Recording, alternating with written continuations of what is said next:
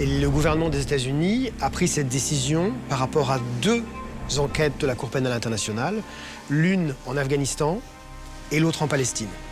Alors les sanctions ont 3 volets. Le premier volet, c'est l'interdiction de se rendre sur le territoire américain.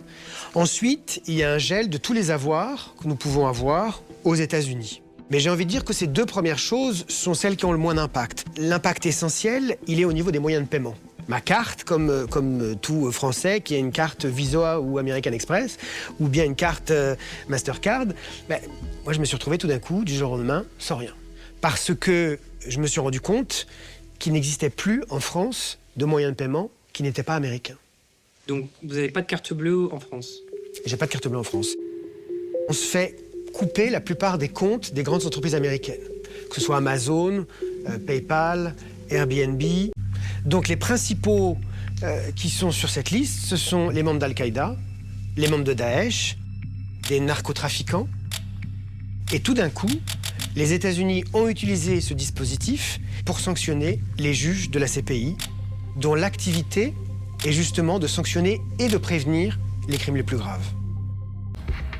As far as America is concerned, the ICC has no jurisdiction, no legitimacy, and no authority. Ça m'a fait réaliser l'état de dépendance dans lequel on se trouvait en Europe vis-à-vis des technologies américaines. Mais on a évidemment les moyens de résister.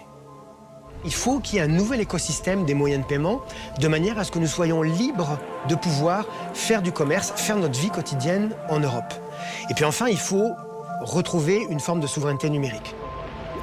Aujourd'hui, toute notre vie dépend du numérique. Notre personnalité, nos contacts, nos archives, tout ça, on ne peut pas faire dépendre notre existence numérique d'une puissance étrangère qui est prête à nous sanctionner. Après, il faut de la volonté politique.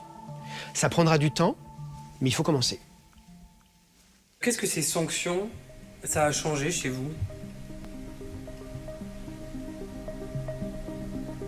Ces sanctions, elles m'ont surtout montré qu'en fait la démocratie était très fragile et que rien n'était acquis. Les choses peuvent s'effondrer très vite et en fait ça dépend de nous. Ça dépend des juges aujourd'hui, mais ça dépendra d'autres personnes demain et c'est à chacun de tenir.